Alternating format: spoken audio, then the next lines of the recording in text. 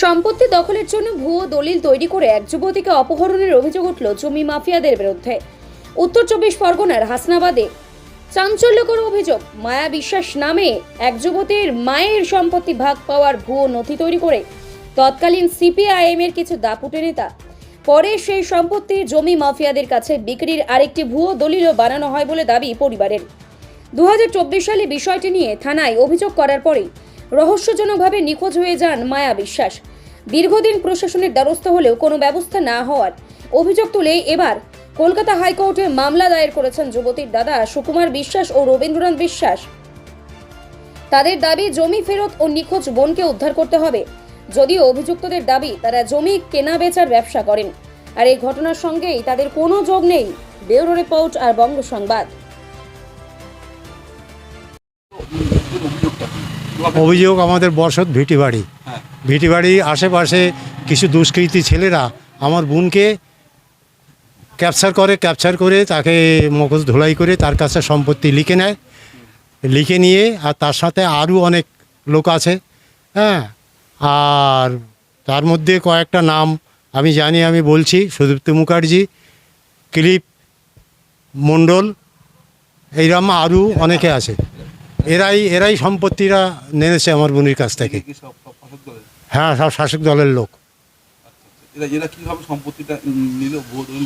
ভুয়ো দলিল করে নিয়েছে। দলিলের কোনো সাক্ষী নেই, কোনো কিচ্ছু নেই। হ্যাঁ, নিয়ে বোনটাকে আউট করে দিয়েছে। বোনটাকে আমরা আজ খুঁজে পাচ্ছি না। মূল কারণটা আমার মা ওর নামে কোর্টে কেস করেছিল, মামলা করেছিল, কোর্টে হাজিরা দেয়নি, তাকে আউট করে দিয়েছে এইসব দুষ্কৃতী ছেলেরা।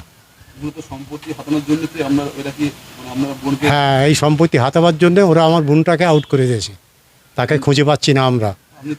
আমরা চাই যে আমাদের সম্পত্তি আমাদের কাছে ফিরিয়ে আসুক, আর বোনটা ফিরিয়ে আসুক আমাদের কাছে।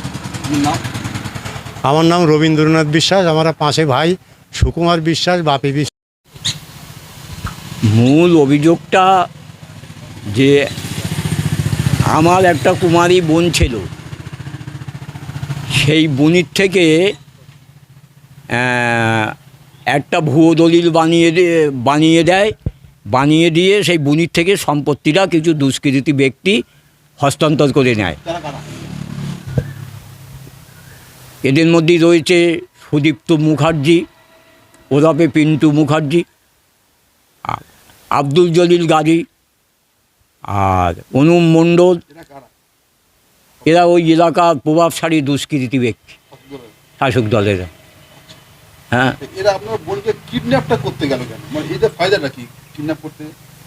ফয়দাটা যে তাকে একটা ভুয়ো দলিল বানিয়ে দিয়েছে, সেই দলিল থেকে ওরা সম্পত্তিটা হস্তান্তর করে নিয়ে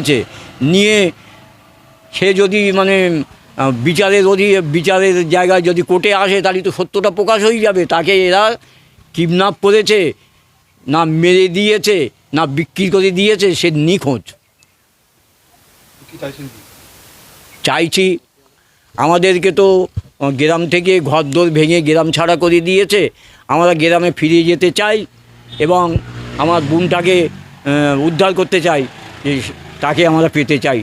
সে কোথায় আছে জানি না। হ্যাঁ, আমার নাম সুকুমার বিশ্বাস। এবং সে তার সম্পত্তিটা আমরা হাতানোর চেষ্টা করছি। কি বলবো? ওই যে সম্পত্তি মায়া বিশ্বাসের বলছে, উনি তো আমাদের 4 জনের কাছে বিক্রি করেছিল। আমি একটা প্লট নিয়েছিলাম 10 শতকের, আর একজন এরকম 10 শতক, একজন 7 শতক, 6 শতক, এরকম 4-5 জনের কাছে বিক্রি করেছে। বেশ পয়সা দিয়েছি, জমি কিনেছি। এছাড়া তো আর কিছু তার সাথে আমাদের কোনো রিলেশন নেই। অভিযোগটা করার কারণ হচ্ছে, যেটা আমার মনে হয়েছে, মা তার মেয়েকে দানপত্র করে, মেয়ে জমিগুলো বেচে টাকাটা মেয়েই স্বাভাবিক পায়, যেহেতু জমির মালিক মেয়ে। এবং ভাইগুলো এইগুলোই মিথ্যে করে লটাচ্ছে, আর কিছু না। তাদের অভিযোগ হচ্ছে যে দলিলটা আছে, সেই দলিলটাও নাকি ভুয়ো। তো ফাও কথা বলছে। ও তো রেজিস্ট্রি দলিল কি আনরেজিস্ট্রি দলিল নাম্বার দিয়ে রেজিস্ট্রি অফিসে সার্চ করলেই তো পাওয়া যাবে দলিলটা অরিজিনাল রেজিস্ট্রি কি না আনরেজিস্ট্রি। তো ফাও গল্প করে তো লাভ নেই। ও ওই 776/12 দলিল নম্বর আমার যতদূর সম্ভব মনে আছে। তো ওইটা তো রেজিস্ট্রি অফিসে গিয়ে দেখলেই তো বোঝা যাবে যে এই নাম্বারে কি রেজিস্ট্রি হয়েছে, রেজিস্ট্রি অফিসেই তো প্রমাণ হয়ে যাবে। তাহলে সেই এ তো বেকার হচ্ছে, ওর ভাইগুলো যেহেতু টাকা পায়নি, বোন সব টাকা আমাদের কাছ থেকে নিয়েছে, নিয়ে আমাদের 4-5 জনকে লিখে দিয়েছে যে যে কিনেছে আর কি।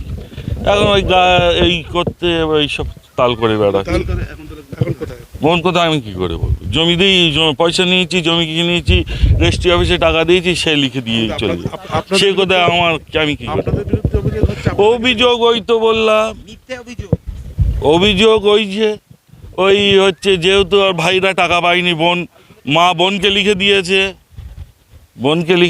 মা। এবার বোন আমাদের কাছ থেকে বেচে টাকা নিয়েছে, সেই জন্যে ওরা এই গায়ের জ্বালা এইসব করছে। এই টাকা কোথায় আছে? তা তাকে পাওয়া যাচ্ছে না, তা আমরা কি করব? আমরা তো জমি জায়গার ব্যবসা করি টুকটাক, 50 জনের কাছ থেকে জমি কিনি, তা যাদের এই জমি কিনি তাদের কি পাহারা দেওয়ার দায়িত্ব আমার? আরে দাদা, ওনাকে একটু বলতে দিন। তাকে কি পাহারা দেয় আপনি বলেন? আপনি ধরুন 2 জায়গায় জমি কিনলেন কি 4 জায়গায় জমি কিনলেন, তা আপনি জমি কেনার পরে তারে পাহারা দেওয়ার দায়িত্ব আপনার থাকে? তো ওই সব গল্প করে লাভ কি আগে আছে? অভিযোগ তো করবে, অভিযোগ যদি করে তা কি করব? ওইসব ফাও কথা, কোনো ফাও কথা না। ওর ভাইরা আমাদের ওই জমি, মহিলাটার জমি আমাদের কাছে বেচে টাকা নিয়েছে, মহিলার নামে রেকর্ডপত্র দেখে আমরা কিনেছি। এইবারে ওর ভাইরা আমাদের দখল দেবে না। আপনার নাম? আমার নাম সুদীপ্ত মুখার্জি, পিন্টু বলে। রায়গঞ্জের খাদ্য রসিকদের জন্য দারুণ সুখবর। শহরের নতুন আকর্ষণ দ্য ওবেট ক্যাফে এখন রায়গঞ্জে। আমাদের দোকানের স্থান রায়গঞ্জ আশীর্বাদ ভবন ও বিজেপি কার্যালয়ের বিপরীতে দ্য ওবেট ক্যাফে। রায়গঞ্জের মানুষের জন্য এসেছে এক দারুণ সুখবর। খাদ্য রসিকদের কথা ভেবেই শহরে যাত্রা শুরু করেছে দ্য ওবেট ক্যাফে, যা ইতিমধ্যেই মন জয় করে নিয়েছে রায়গঞ্জবাসীর। মনোরম পরিবেশ, মানসম্মত খাবার ও সুলভ মূল্যের জন্য এই ক্যাফে এখন শহরের নতুন আড্ডার ঠিকানা। সকাল থেকে রাত পর্যন্ত জমে উঠেছে বন্ধু বান্ধব ও পরিবারের সঙ্গে কফির কাপে গল্প আর সুস্বাদু খাবারের আসর।